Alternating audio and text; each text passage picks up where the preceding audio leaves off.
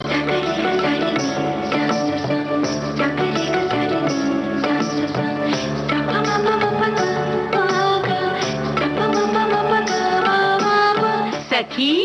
सहेली।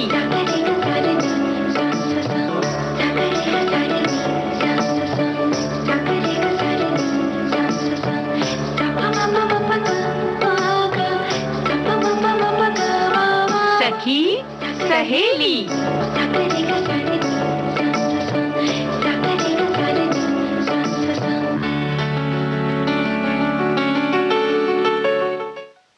सभी सखियों और श्रोताओं को मंजी वर्मा का नमस्कार। और आज हमारे साथ हमारे सखी सहेली के मंच पर हमारी प्यारी बुआ आई हैं। तो प्यारी बुआ, आपको भी मेरा नमस्कार।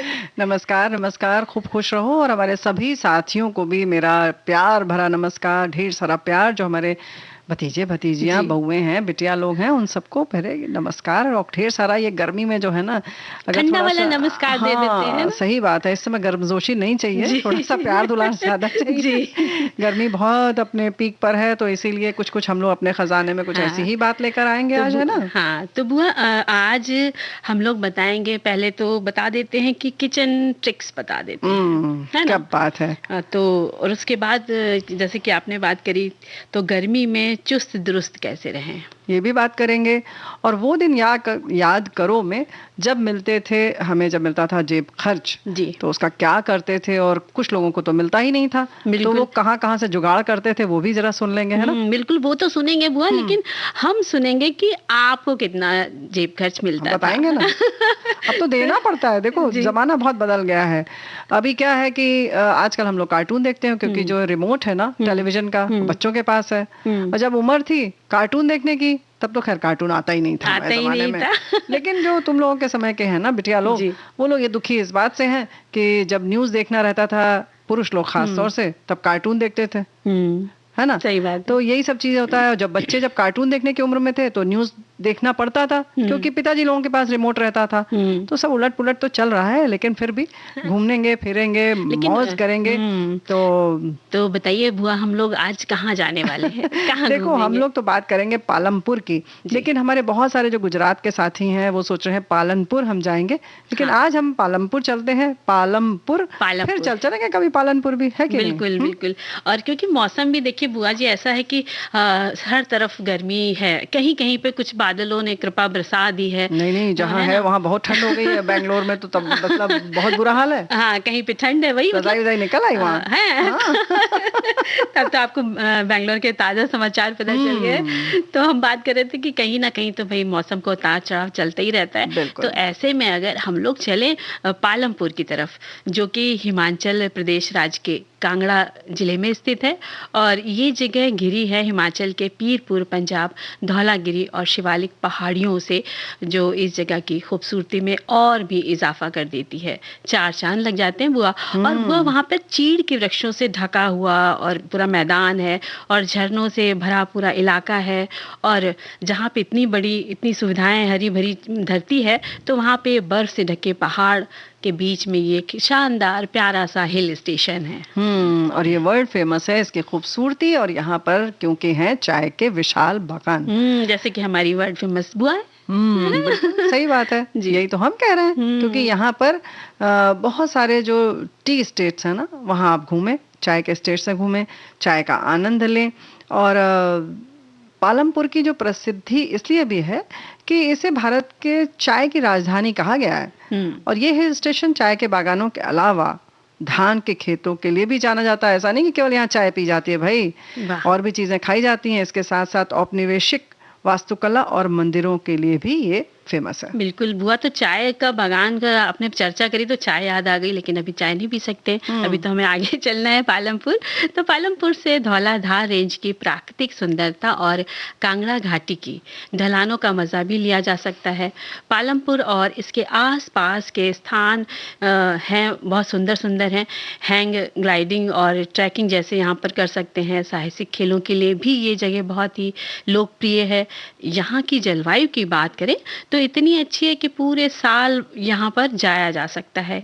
लेकिन सबसे अच्छा मार्च से जून और मध्य सितंबर से नवंबर के बीच का समय रहता है। बिल्कुल, यही हम भी कह रहे हैं कि मार्च से जून में जाएं और फिर सितंबर से लेकर नवंबर तक में जाएं।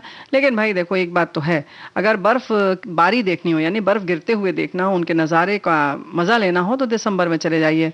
फिर भी भाग्य है कि दिसंबर से फरवरी तक में आप आनंद लेने के लिए गए, और जिस समय आप गए 5 दिन, उसी दिन बर्फबारी नहीं हुई, और कभी कभी 2 ही दिन में अगर आपको मिल गया तो बस मिल गया। बर्फबारी का अपना मजा होता है। हाँ बिल्कुल, बर्फबारी का अपना मजा होता है, क्योंकि लोग उसके गेंद बना बना के खेलते हैं, बॉल बना लेते हैं, एक दूसरे के ऊपर फेंकते हैं। गिरते हुए बर्फ को देखने का अपना मजा होता है। तो पालमपुर जो है वो समुद्र तल से करीब 1220 मीटर की ऊंचाई पर स्थित है, इसलिए बर्फबारी होती है। और पालमपुर धर्मशाला से करीब 30 किलोमीटर दूर है। और इसका नाम जो पड़ा है उसके लिए कहते हैं कि पुलम शब्द से बना है इसका नाम, जिसका अर्थ है प्रचुर मात्रा में पानी। पालमपुर कभी स्थानीय सिख राज का एक हिस्सा था और बाद में ब्रिटिश शासन के अधीन आ गया और व्यापार और वाणिज्य के केंद्र में एक तरह से कहना चाहिए बदल गया ये। तो यहाँ पर देखने के लिए एक और जगह है जहाँ पर बहुत सारी चिड़िया पशु पक्षी मिलते हैं, तो वो है गोपालपुर चिड़ियाघर।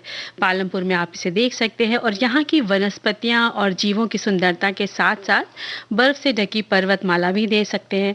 पालमपुर में स्थित न्यूगल पार्क है जो एक पहाड़ी पर स्थित है और न्यूगल नदी नीचे बहती है। यहाँ छोटी सी हिमानी नहर के साथ घास का लान जो है वो प्राकृतिक सुंदरता की वजह से लोगों को बहुत पसंद आता है। बहुत पसंद आता है, और नज़ारे जब इतने सुंदर हो तो भाई यही तो हम कह रहे हैं कि अगर गीत संगीत भी संग संग चलता रहे तो उसका मजा और दुगना हो जाएगा, है कि नहीं? बिल्कुल बुआ।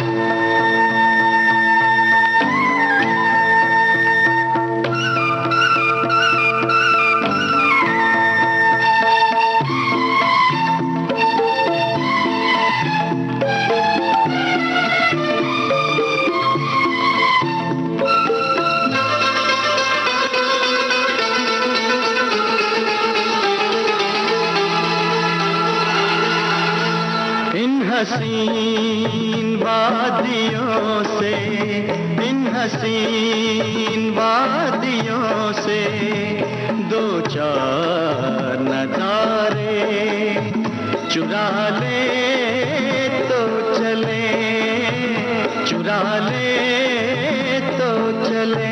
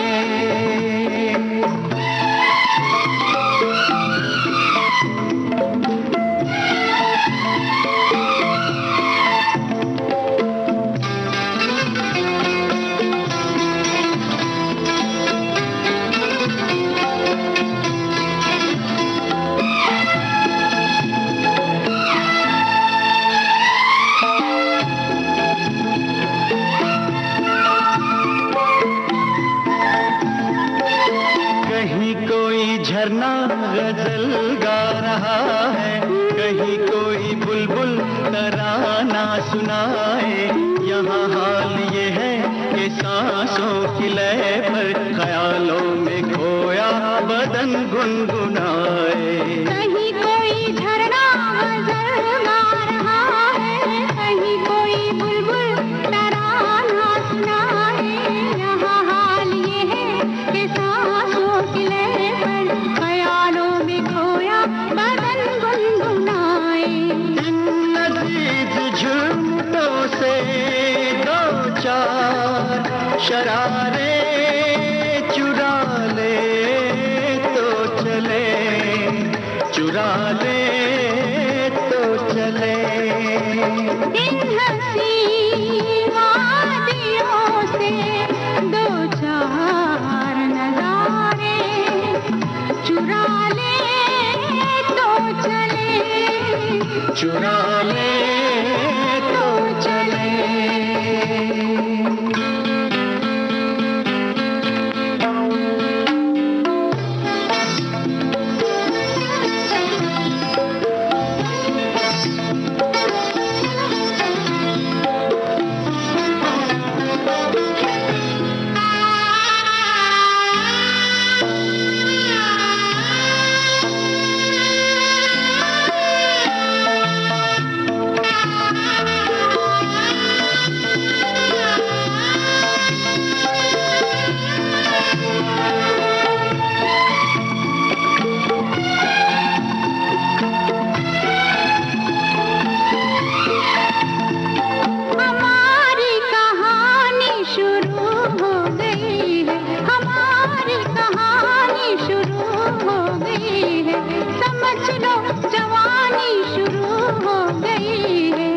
कई मोड़ हमने तय कर लिए हैं, नई जिंदगानी शुरू हो गई है।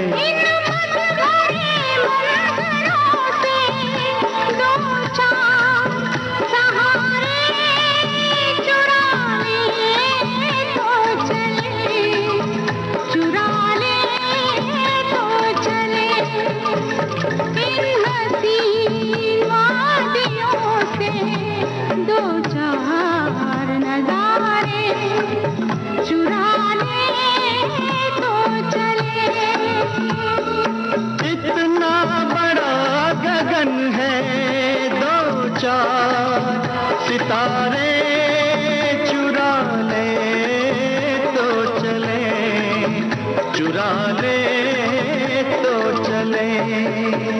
इन हंसी वादियों से दो चार नजारे चुरा ले तो चले, चुरा ले तो चले, चुरा ले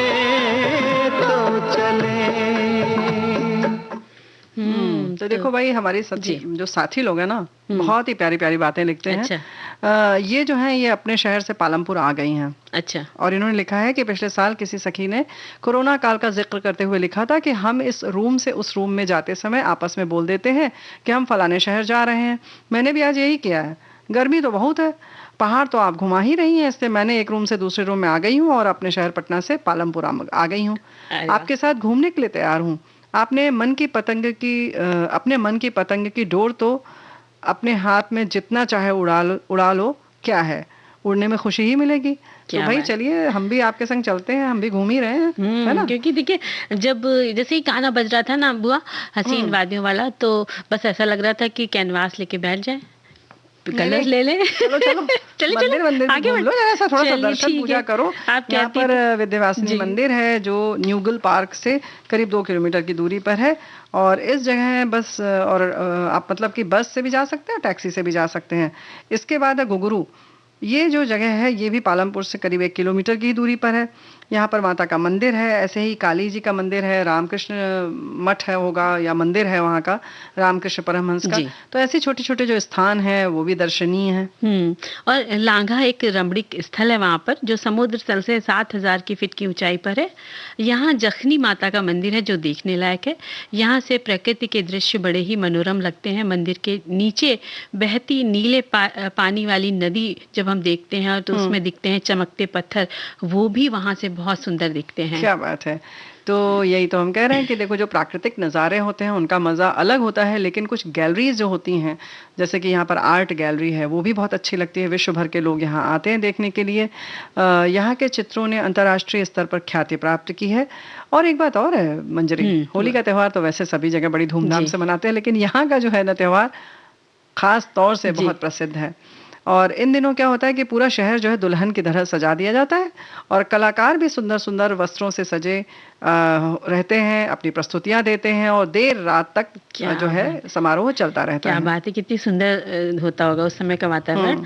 और यहाँ पर एक और चीज प्रसिद्ध है, सौरव वन विहार, उसे भी आप देख सकते हैं। इसका नाम कारगिल युद्ध में शहीद हुए कैप्टन सौरव कालिया जी की याद में रखा गया था। यहाँ का मछली घर है जहाँ पे तरह तरह की मछलियां हैं और उन मछलियों के बारे में ढेर सारी जानकारियां भी आप देख करके हासिल ले कर सकते हैं। यही तो हम कह रहे हैं कि भाई देखो, ये तो हो गया बच्चों के घूमने की बात। तो ऐसा नहीं है कि सिर्फ यहीं बच्चे घूमेंगे, मछलियों के बारे में तो हम सब भी जानकारी लेंगे ही, लेकिन बच्चों के लिए एक अलग पार्क है, चिल्ड्रन पार्क, जो बच्चों को जाहिर है कि अच्छा ही लगेगा। इसके संग संग यहाँ पर बोटिंग का भी आनंद लिया जा सकता है। सेंट जॉन चर्च की अपनी भव्यता भी है जो देखने में बहुत सुंदर लगती है। और वहाँ पर बैजनाथ शिव मंदिर है, बंदला माता मंदिर है, चामुंडा देवी मंदिर, ऐसे बहुत सारे धार्मिक स्थल हैं जो देखे जा सकते हैं। यहाँ पालमपुर में वैज्ञानिक एवं औद्योगिक अनुसंधान परिषद का अनुसंधान केंद्र भी है।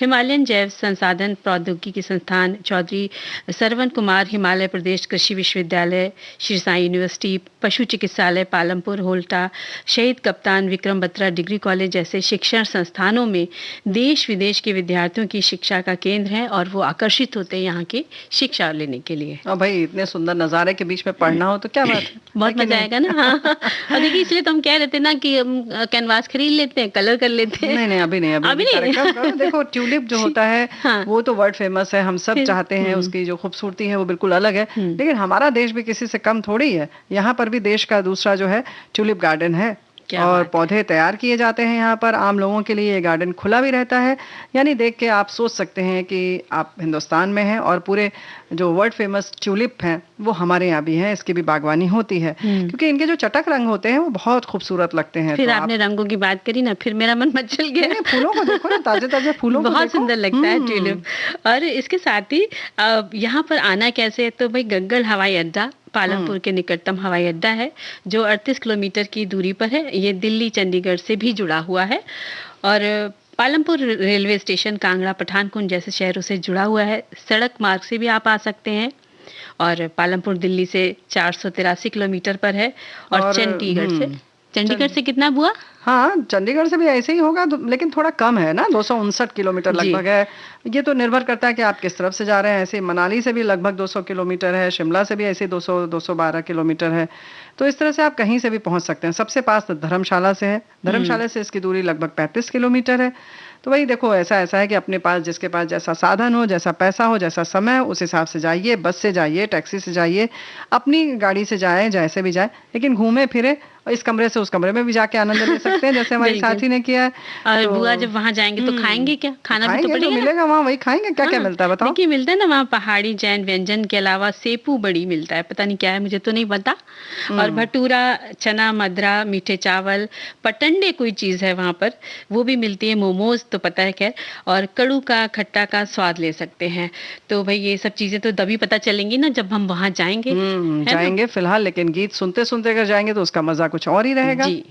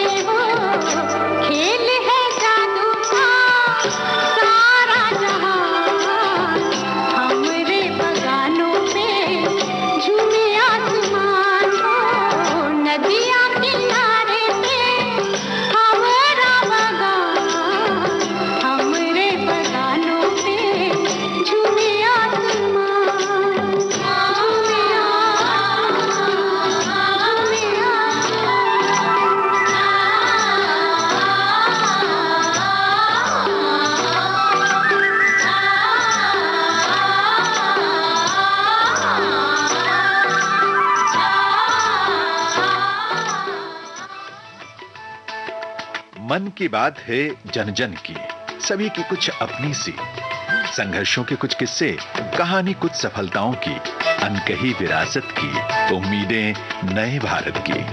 महीने के आखिरी रविवार का रहता है इंतजार, मलयाचल के आंचल से विंध्याचल के आंगन तक, ब्रह्मपुत्र के घाट से हिमालय के विस्तार तक होती है मन की बात प्रधानमंत्री के साथ। तो सुनिए इस महीने 29 मई सुबह 11 बजे मन की बात आकाशवाणी और दूरदर्शन के सभी चैनलों पर।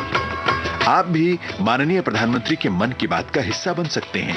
इसके लिए आप अपने सुझाव 26 मई तक टोल फ्री नंबर 1800-117800 पर रिकॉर्ड कर सकते हैं। नमो ऐप या माईगोव के ओपन फोरम में पोस्ट भी कर सकते हैं, या post box number 111 Akashvani Delhi पर भेज सकते हैं। तो याद रखें, रविवार 29 मई सुबह 11 बजे मन की बात। तो बुआ, अब हम लोग देखें ना, गर्मी की बात चलने वाली है और गर्मी चली रही है, तो हम भी गर्मी की बात करेंगे। लेकिन देखिए बुआ, सारे मौसम बहुत अच्छे होते हैं, चाहे वो गर्मी का हो चाहे बारिश का हो। तुमने सोचा कि अगर गर्मी की थोड़ी तारीफ मतलब कुछ बुराई कर देंगे तो गर्मी ज्यादा नाराज हो जाएगी, सूरज भगवान और उदम करने लगेंगे, अपना प्रकोप दिखाने लगेंगे। डर गई जी। चलो अच्छी बात है, डरना भी चाहिए। और जब हम डरते हैं ना मंजरी बिटिया, तो ये बात तो है कि हम फिर ज्यादा एहतियात बरतते हैं। और डर के मारे कभी कभी हम ये कहने वाले थे ना आपसे बुआ कि हर मौसम अच्छे होते हैं, गर्मी का मौसम क्यों अच्छा है, क्योंकि इसमें भाई तरह तरह के फल वल आ जाते हैं, मौसम के हिसाब की सब्जियां आ जाती है और आइसक्रीम वगैरह भी आ जाती है। तो भाई हर मौसम का अपना मजा है भैया। लेकिन आइसक्रीम कितनी खानी है, कब खानी है, कैसे खानी है, ये सब भी तो जानकारी होना बहुत जरूरी है। ये तो आप बताएंगी ना। नहीं हम तो नहीं बताएंगे, हम तो खिलाते हैं, बस पैसे लेते हैं और बस सब लोग खाओ। नहीं, बुआ जब बताती है। अच्छा, बुआ के हाथ की आइसक्रीम भी बहुत अच्छी होती है। नहीं हम तो पैसे देते हैं। मैंने सोचा इसी बहाने आप हमें बना के खिला देंगे। खाओ, जेब खर्च दे दिया, अपना खाओ पियो ऐश करो। लेकिन हाँ भाई, जो लू लगती है और जो पानी की कमी हो जाती है, उन सब के बारे में बहुत एहतियात रखना जरूरी है भाई। हम तो यही चाहते हैं और यही कह रहे हैं कि सब लोग स्वस्थ रहें, खान पान की थोड़ी तरीका अपना बदल लें, थोड़ा सा ध्यान दे दें, जैसे कि क्या क्या हमें शामिल करना। जैसे तुमने कहा फल सब्जी बहुत है, और भगवान ने देखो कितना कुछ दिया हुआ है ना, प्रकृति हमें खूब प्रचुर मात्रा में। जहाँ तो पानी की जमीन पे कमी हो रही है, शरीर में कमी लग रही है, वहीं हर सब्जी में, हर फल में एकदम भर भर के पानी भर दिया है उन्होंने, है ना, ढेर सारा पानी भर दिया है। तरबूज खाओ तो कितना पानी निकलता है उसमें से, रस। तो नारियल में कितना पानी रहता है। बिल्कुल सही बात है। तो इन सब चीजों का सेवन बराबर ध्यान से करते रहें। और इन दिनों जो होता है गर्मी के, जो कहते हैं ना हीट स्ट्रोक, गर्मी जब लग जाती है तो वो भी बहुत नुकसानदेह होती है शरीर के लिए। त्वचा झुलस सी जाती है, जलन होने लगती है और थकान, भूख ना लगना, उल्टी जैसी समस्या और फूड पॉइजनिंग की दिक्कत आ जाती है। इसलिए हमेशा ताज़ा सादा भोजन करें। मसालेदार तले भोजन से आप दूरी बना लें, यानी तौबा ही कर लें उससे, और इसकी जगह आप लो कैलोरी और हल्के भोजन को अपने उसमें शामिल कर लें। तो इसलिए भाई जब पार्टी वार्टी में जाएं तो ध्यान रखें, हल्का फुल्का कुछ खाएं। कोशिश करें कि जितना, जैसे कहते हैं ना कि मन भर के ना खाएं, जितना पेट भर जाए उसमें भी आप कोशिश करें कि आधी रोटी कम ही खाएं। और इसके संग से एक बात और है कि टहलें तो ज़रूर, लेकिन उसमें भी अपना देख लें कि आप कितनी सामर्थ्य है। अगर बहुत पसीना आ रहा है, आप थक रहे हैं, तो न टहलें। बहुत सारे ऐसे व्यायाम होते हैं, सांसों की ऐसी क्रियाएं हैं जो हम सूक्ष्म व्यायाम करते हैं, योग करते हैं, उसमें बहुत सारे ऐसे क्रियाएं हैं, उनको न करें, वो गर्मी में मना है उनको करना। शीतली प्राणायाम या जैसे और भी जो प्राणायाम है जिनसे कि शरीर के अंदर ठंडक रहती है, उन्हें करें। ऐसा नहीं कि जो आप साल भर करते आ रहे हैं उसे भी इसी समय जारी रखें, बल्कि उनका अध्ययन कर लें या किसी विशेषज्ञ के हिसाब से आप बिल्कुल मौसम के हिसाब से व्यायाम होते हैं, तो विशेषज्ञ से जरूर इसकी जानकारी ले लें, तभी उन व्यायाम को करें। और ऐसा नहीं कि आप जितना कुछ कर रहे थे वो करते रहें, है ना। थोड़ा सा इसमें भी तब्दीली की जरूरत है। और सुबह उठने के 1 से 1.5 घंटे के अंदर कुछ ना कुछ अवश्य खा लेना चाहिए, या आप ग्रीन टी ले लें। अगर हम देर से खाते हैं तो शरीर में पोषक तत्वों की कमी हो जाती है। और थोड़ी थोड़ी देर में खाने से क्या होता है कि ओवर ईटिंग जो होता है ना, ज्यादा खाने से भी हम बच सकते हैं। वैसे दिन की शुरुआत नींबू, शहद और गुनगुने पानी से करें, तो हमेशा ही कहते हैं ना। और महिलाएं जो वैसे खासकर होता है, सुबह उठती सारे घर के काम करने लग जाती है, वो कुछ अपने लिए नहीं सोचती है, तो भाई उनको पहले सोचना है कि हमें समय से खा लेना है। यही तो हम कह रहे हैं ना मंजरी, कि अपना ध्यान रखें और सुबह खास तौर से इन सब चीज़ों का, जैसे तुमने कहा ना, बहुत बढ़िया बात बताई कि शहद गुनगुना पानी में ले लें, नींबू ले लें ज़रूर, ताकि आपकी ताकत बनी रहे, पानी भी आपके शरीर का कम ना हो। इसके संग संग चाय कॉफ़ी जब हम पीते हैं ना मंजरी, तो अक्सर हमारे साथियों, आपने भी देखा होगा कि भाई तुरंत हमें भूख नहीं लगती, प्यास बहुत देर तक लगती नहीं, तो फिर अब जब प्यास लगेगी नहीं तो हम पियेंगे क्यों? तो बेहतर है कि हम चाय या कॉफ़ी से भी तौबा कर लें। थोड़ा सा दूरी बना लीजिए, हम नहीं कहते कि बिल्कुल छोड़ दीजिए, उसकी जगह बल्कि जूस है और कुछ भी ठंडा पेय पदार्थ लें, जो हमारे यहाँ बनता था, लस्सी बनती थी, छाछ है, सत्तू का शरबत है, नींबू पानी है, आम का पन्ना है, बेल का शरबत है, जैसे तुमने पहले ही कहा नारियल पानी है, आजकल गन्ने का रस खूब आ रहा है भाई, उसका सेवन करिए। बिल्कुल बिल्कुल, मौसम के हिसाब से। और गन्ने का रस बहुत अच्छा लगता है जब उसमें नींबू और काला नमक डाला जाता है। सबको नहीं अच्छा लगता है, ये तुम अपनी बात बता रही हो, हम अपनी बता रहे हैं बुआ, देखिए, है ना। और फ्रिज का ठंडा पानी भी ना पिए। और फिलहाल तो हम ये ध्यान रखते हैं कि हमको एक लेना है अल्प विराम, उसके बाद मिलते हैं।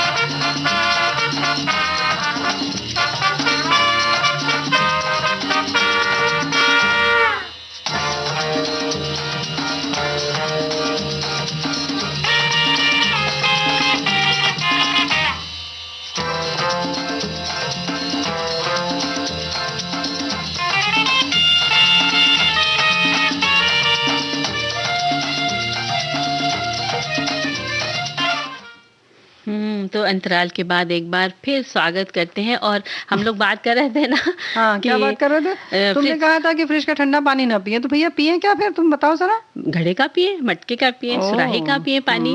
और अगर फ्रिज का पीना ही है बुआ, तो उसमें थोड़ा सा सादा पानी मिला ले, एकदम ठंडा ना पिए, बोतल से तुरंत निकाल के। और कहते थे ना हमारे बड़े बुजुर्ग सभी लोग कि बाहर से आकर तुरंत पानी नहीं पीना चाहिए। हाँ, ये बात तो है। हाँ, यानी कि एकदम से गर्म से आए आप, गर्मी के माहौल से, तो पहली बात तो एकदम एसी में ना आ जाएं, कूलर के सामने ना आ जाएं, धीरे धीरे धीरे धीरे आपके शरीर का तापमान जो है वो बढ़े या घटे, दोनों ही दिशा में आप इस बात को ध्यान रखें, दोनों स्थिति में इस बात का ख्याल रखें। एकदम से ठंडे में गर्म में ना जाएं और इसी तरह से एकदम से गर्म से ठंडे में ना आए। तो इस सब चीज़ों का ख्याल रखें, क्योंकि शरीर तो शरीर है ना, एकदम से गर्म से ठंडे में और ठंडे से गर्म में आने पे बीमार पड़ सकता है, तो इस बात का ख्याल रखें। और प्यास जब बुझती है ना, तो सच बात है कि फ्रिज का बहुत ठंडा पानी जब पीते हैं तो आप ध्यान दीजिएगा, आपकी प्यास बुझती नहीं है बल्कि और प्यास लगती जाती है और आपका पेट भरता जाता है और आप परेशान होते हैं कि अब तो प्यास तो बुझ नहीं रही है और पेट फूलता जा रहा है। तो भाई बेहतर है कि घड़े की ओर रुख कर लें आप। जी। अब बुआ ऐसा होता था ना कि जब कोई बाहर से आता था तो कहा जाता था कि आप गुड़ दे दीजिए या पेठा है या कुछ बिस्किट। तो तुम आज नहीं पूछती हो? आजकल भी पूछो ना। तो लो, ये तो कह दिया। अब कोई आएगा तो पूछेंगे ना, अभी तो कोई आया ही नहीं। आ ही नहीं रहा है। चलो, गर्मी में सब अपने अपने घरों में। बेहतर यही है कि कहीं ना जाए, क्योंकि मंजरी ने गुजरे जमाने की बात कर दी, अब ये पता नहीं गुड़ पूछेंगे भी कि नहीं। नहीं, अभी तो कोरोना में तो कोई आ ही नहीं रहा था। खैर, कोई भी आए तो देना चाहिए। और अगर इन दिनों आपका मन मीठे का करता है तो मिठाई से अच्छा है कि आप मौसमी फल खा लें, संतरा, आम, सेब, अंगूर, है ना। हाँ मंजरी बेटिया, लेकिन ये सब तो हो गया कि फल खा लें, फल तो आप वैसे भी खा लें, लेकिन जब बाहर से आते हैं और पानी पीना है तो उसके पहले गुड़ जैसे बात की तुमने, या पेठा है, ये सब चीज़ें हैं। आंवले का मुरब्बा आता है, बेल का भी मुरब्बा आता है, कुछ इसी तरह से अलग अलग लोग कुछ जो है सर्दियों में गाजर का मुरब्बा भी बना लेते हैं। इन सब चीज़ों का सेवन कर लें। बहुत सारी आंवले की बर्फी आती है, इन सब चीज़ों का सेवन करें। ऐसे ही गुलकंद है, तो इसको खाकर तब पानी पिएं। या कुछ नहीं है तो आप शक्कर तो एक चम्मच खा लें, तभी पानी पिएं। एकदम से सादा पानी भी न पिएं तो अच्छा रहेगा। बिल्कुल, है कि बिल्कुल। और जो ठंडे पदार्थ होते हैं, पेय पदार्थ होते हैं, उनसे दूर रहें, जो हम बाजार से लाकर पीना चाहते हैं। हाँ, ये बता दो। हमने तो चलो अभी हमने बताया नहीं, पानी, नहीं, और तुमने कहा इन सबसे दूर नहीं, इतना तो वो भी समझते हैं, हमारे सखा और सखियां भी समझते हैं। तो जो हमें बाजार से लाने की बात कर रहे थे, तो उनसे आप दूर रहें। और घर में बने पेय पदार्थ भी, जैसे आपने अभी इतने सारे बताए हैं, लेकिन और भी जैसे आप ठंडाई बना लें, गुलाब का शरबत है ना। और ये सब तो हम कार्यक्रम में बता चुके हैं भाई, गुलाब का शरबत बनाना बता चुके हैं, सौंफ का शरबत बता चुके हैं, फलों का जूस तो आप सब जानते हैं, आप ले ही सकते हैं, और नारियल का पानी तो हमेशा के लिए जिंदाबाद है।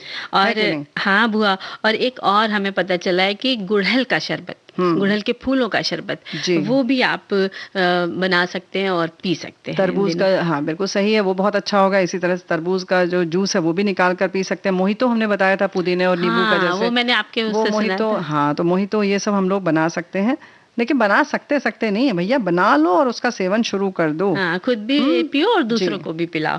और इसके साथ मौसम में लौकी, तरोई सब्जी आती है, पालक है, खीरा, ककड़ी, गाजर, जो आजकल की सब्जियां हैं, उनको ही आप बनाएं, खाएं सादा, जिससे आप खाने से जलन नहीं मचेगी पेट में, और पेट भी आपका शांत रहेगा।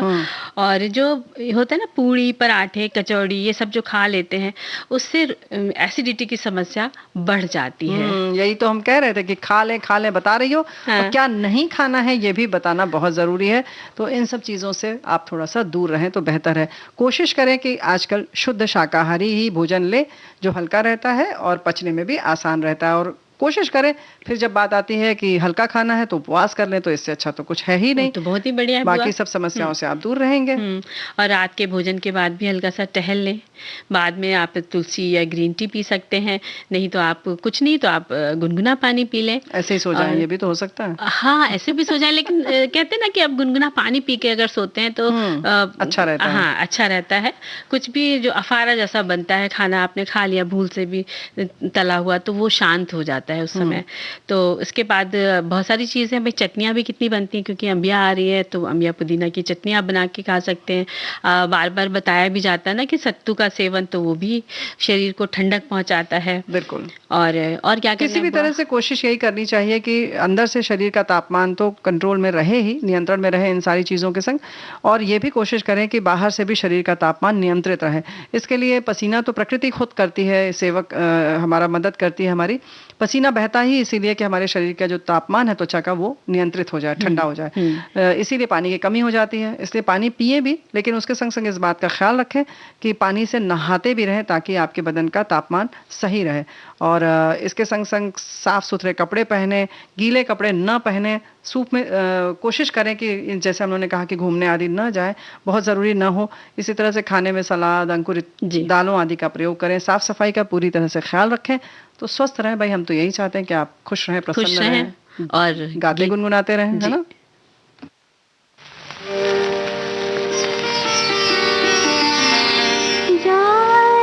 जा रे मेरी छोड़ चुनरिया, अब मैं न्यारे झूलूंगी झूलूंगी। जा रे मेरी छोड़ चुनरिया,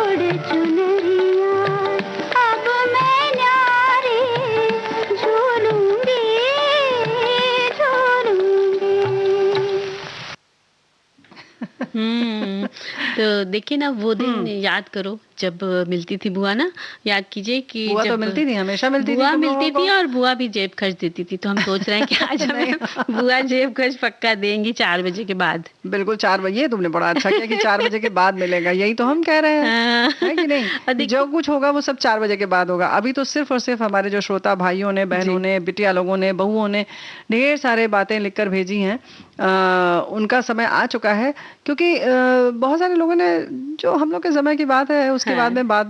बाद में करें बात, क्योंकि हम लोग को तो मिलता ही नहीं था। हाँ, हम लोग को तो मिलता नहीं था। पहले तो हम लोग को बुआ बता दे, पता ही नहीं था जेब खर्च होता क्या है। तुमको नहीं मिलता था? मिलता नहीं था पहले, जब छोटे थे, छोटी की बात कर रहे हैं, तब अच्छा। पता नहीं था जेब खर्च क्या होता है। फिर धीरे धीरे पता चला, जब 2 पैसे मिलने लगे, 3 पैसे मिलने लगे, फिर पता चला अच्छा ये है। फिर मम्मी बताती थी कि इससे तुम्हें ये चीज खरीदनी है, तो फिर धीरे धीरे समझ में आया कि ये हमारी पॉकेट मनी है, जेब क्या खर्च बात है। लेकिन पॉकेट मनी जो नियमित रूप से मिलती है, आमतौर पे उसी को समझते हैं। लेकिन भाई हमारे साथी ने बहुत अच्छा लिखा है कि सभी विषयों पर बातचीत तो अच्छी लग रही है। ये लिख रहे हैं कि वो दिन याद करो कि जेब खर्च मिलता था, लेकिन हमारे बचपन में तो ऐसा बहुत कम मौका मिलता था जब कोई मेहमान आए होते थे। जब वो जाते जाते हम बच्चों के हाथ में कुछ छोटी सी रकम, मतलब 8 आना या रुपया, एक सिक्का देते, वो हमें काफी अच्छा भी लगता था।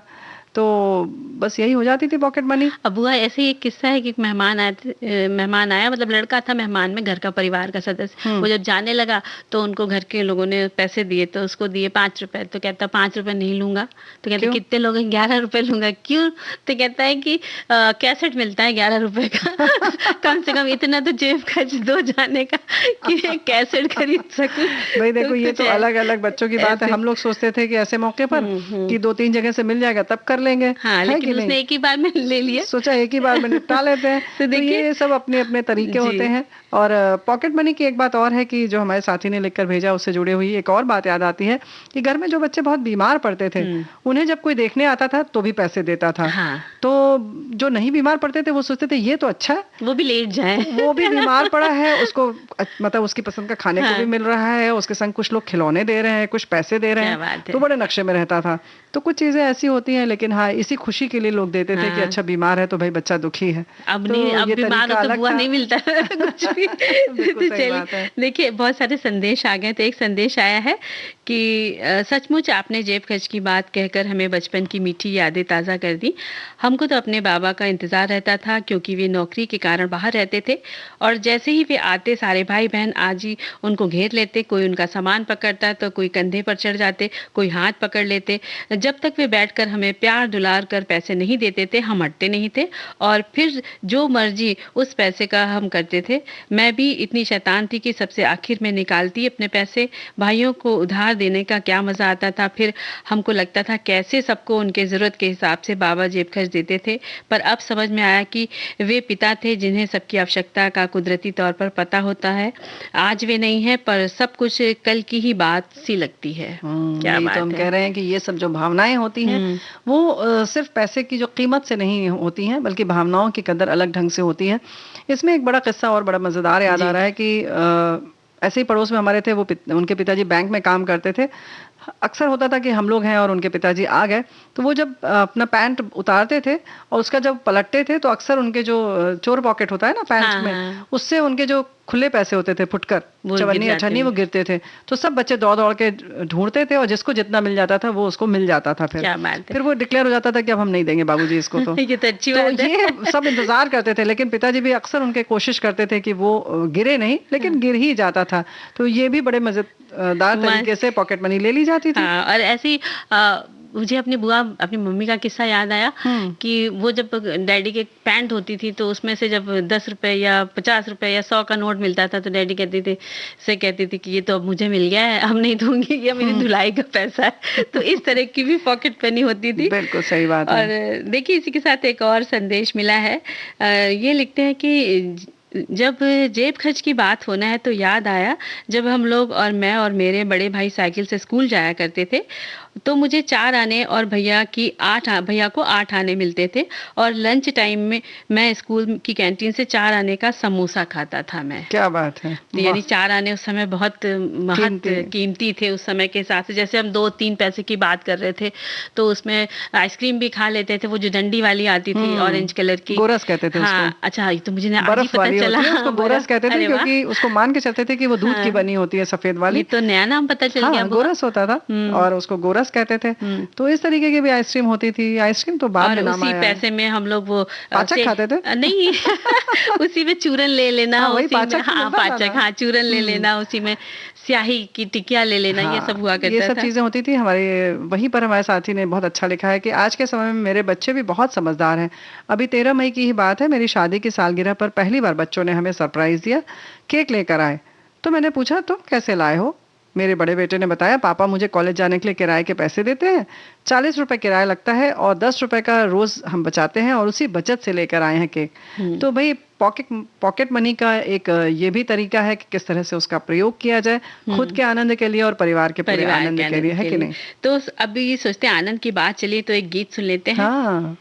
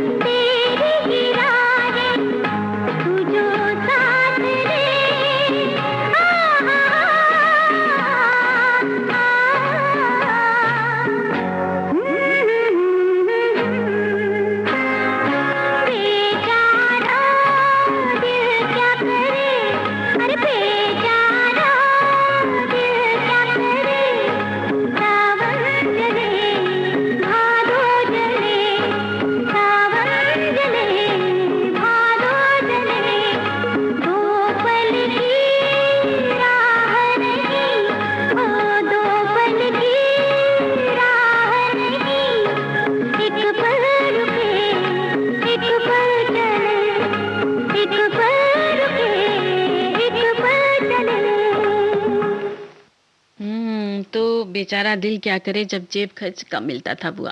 4 बजे की याद है ना बुआ देने की? देखो नहीं ऐसा नहीं है, हमारे बहुत सारे साथियों ने अपने अपने ढंग से लिखा है। एक साथी ने बहुत प्यारा लिखा है, बाद में भी पढ़ती हूँ, लेकिन हालांकि इन्होंने बहुत अच्छे से हमारा स्वागत किया। प्यारी बुआ जी आई हैं आपने मायके जी, तो बहुत बहुत धन्यवाद। आपने मायके की हमें याद दिला दी और बहुत भावुक कर दिया। आप लिखते हैं कि आपका दिल से स्वागत है प्यारी फुआ जी। पहले बचपन में जेब खर्च के नाम पर 2 रुपए भी नहीं जुटते थे दीदी, हमेशा अभाव में ही जिंदगी बीती। पिताजी किसान थे, उनके पास नगद पैसे नहीं के बराबर रहते थे। आज हम लोग कमाते हैं लेकिन वो संतुष्टि नहीं है जो पापा और माँ 2 रुपए ही देते थे, उससे जो संतुष्टि मिलती थी वो अलग ही थी। आपने पिछले दिनों की याद फिर से ताज़ा कर दी। तो भाई देखिए, ऐसा है ना कि हम लोग तो पिछले दिनों की याद ताज़ा करने के लिए भविष्य की आप योजनाएं बनाएं, खूब खुश रहें, इसी सब के लिए तो मिलते जुलते हैं ना, बतियाते हैं, मिलते जुलते हैं। और भाई बुआ मैके आई हैं, तो जब मैके से जाएंगी तो पैसे तो मिलेंगे ना हम लोग को, हम भूले नहीं है बुआ, लेकिन नहीं मिले ना। जाएंगे ही नहीं हम तो, क्या कर लोगी बताओ जरा। तब इंतजार करेंगे हमारे जाने का। ये सही है। फिलहाल हमारे साथ इंतजार कर रहे हैं कि उन्होंने क्या लिखा भेजा है। और रहती तो बहुत अच्छा लगता है, इसमें कोई शक नहीं। और चलिए एक संदेश पढ़ लेते हैं। भेजा है, जेब खर्च क्या होता है मुझे तो अब पता चला, मुझे कभी जेब खर्च नहीं मिला। हमारी रोजमर्रा की जरूरत पूरी होना ही बहुत बड़ी बात होती थी।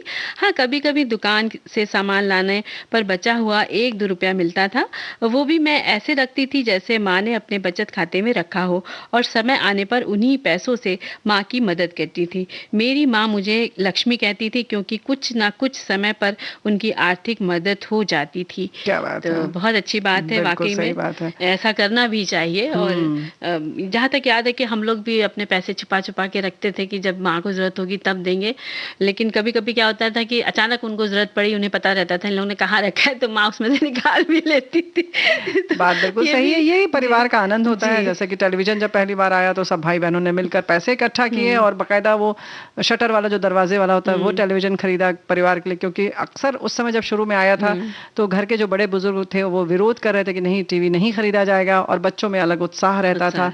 हालांकि हमारे एक साथी ने 6वीं कक्षा की अपनी याद की है, लिखा है कि जब मैं 6वीं क्लास में थी और मुझे तब जेब खर्च 54 मिला करती थी, और 8वीं तक आते आते बढ़कर 8 आना हो गई थी। इतने पैसे में भी बचा ही लेती थी, और स्कूल के बाहर कभी बेर कभी इमली भी खरीद लेती थी। मैंने इसी जेब खर्च से काफ़ी बचत भी की थी, और अपने छोटे भाइयों को अपनी बचत दिखाकर बड़ा सुकून मिलता था। जोड़े गए थोड़े से पैसों से बहुत बड़ी बचत करने का सुख अपरंपार था। और एक और मिला है हमें संदेश कि लिखते हैं कि बचपन में गर्मियों में दोपहर को 1 रुपया मिलता था। मटका कुल्फी खाने के लिए बहुत मजा आता था। मेले में जाते थे तो 3 रुपए मिलते थे। 3 रुपए बहुत कुछ मिलता था उस समय।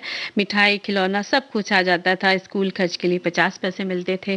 तो सब कितनी सारी यादों के साथ सब लोग हमारे जुड़ गए हैं। और इसी तरह एक और लिखते हैं कि यूं तो बचपन की बहुत सी यादें हमारे दिलों में जिंदा रहती हैं, लेकिन सबसे खास याद होती है बचपन की पॉकेट मनी मिलना। याद है बचपन में जब पापा को सैलरी मिलती थी तब वो शायद 5 रुपए जेब खर्च के मुझे व भाई को देते थे। उसमें से हम कैंटीन में खा लेते थे, किराए से किताबें लाकर पढ़ते थे और सिनेमा देखने के लिए बचाकर रख लेते थे। पापा से सिनेमा देखने जाने की अनुमति लेते थे, पैसे नहीं मांगते थे। बचपन की चंद रुपए की वो पॉकेट मनी बड़ी अनमोल होती थी, और उसे लेकर जो खुशी मिलती थी आज स्वयं के कमाए लाखों रुपए से भी नहीं मिलती है। बहुत सही बात आपने कही है। बिल्कुल सही बात है। ऐसे बहुत सारे तीज त्योहार होते थे, जैसे नवरात्रियों की बात करें तो पैसे इकट्ठे होते थे और उसको हम लोग अपने कहते हैं ना वो बॉक्स में रखते थे, ज्योमेट्री बॉक्स में, और किसी तरह से जोड़ के चॉकलेट, वो चोकोबार आइसक्रीम होती थी, जो कि वैसे कहा जाता तो शायद परिवार वाले देते, लेकिन फिर भी अपने पैसों से इकट्ठा करके उसको खाना, उसका एक अलग आनंद होता था। तो उस पर हम बात करते रहेंगे, लेकिन पहले सुने एक गीत। जी।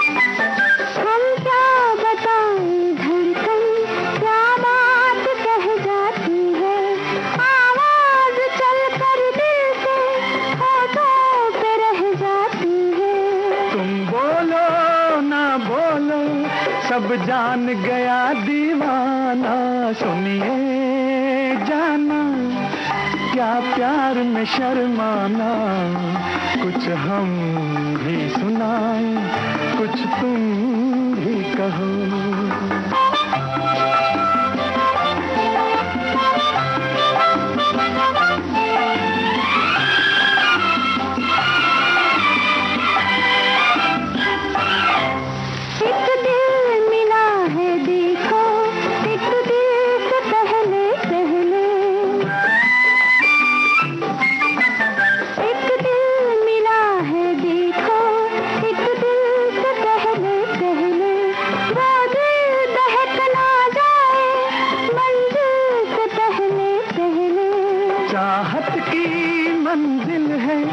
दिल और नजर मिल जाना, सुनिए जाना क्या प्यार में शर्माना, कुछ हम भी सुनाएं, कुछ तुम भी कहो।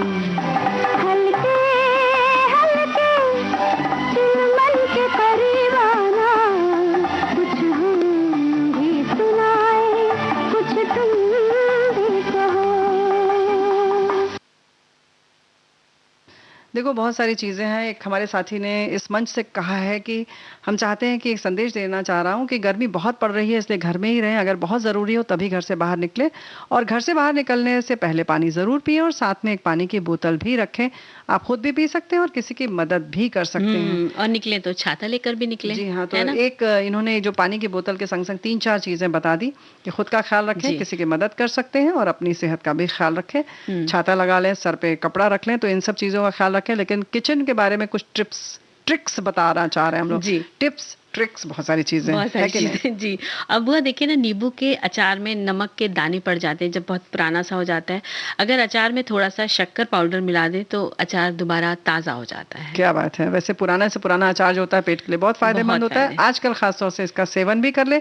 दाल बनाना बहुत मुश्किल होता है, वैसे कहते हैं ना दाल गलनी बहुत मुश्किल से गलती है, तो इसके लिए 2-3 टुकड़े सुपारी के अगर आप डाल देंगे, सुपारी के, तो जल्दी से गल जाएगी। हाँ, और इसी के साथ तो जो अरहर की दाल जब बनाते तो उसका झाग भी निकाला जाता है। कैसे? तो वो जब खोलने लगता है ना, तो उसका ऊपर से चमचे से नहीं, जब कुकर में खोलता है तो कुछ नहीं दिखाई देता है। तो यानी कि पहले आप कुकर में उसको बंद ना करें, पहले 1-2 उबाल आ जाए, जब उबलने लगे तो उसमें जो झाग आता है, फेन जैसा बनता है, उसको निकाल कर फेंक दें।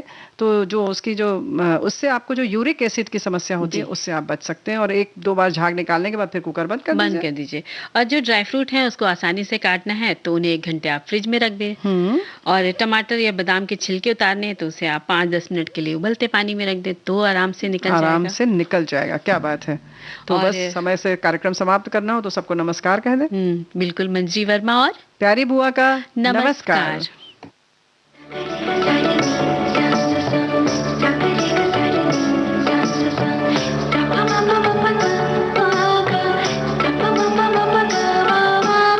सखी सहेली।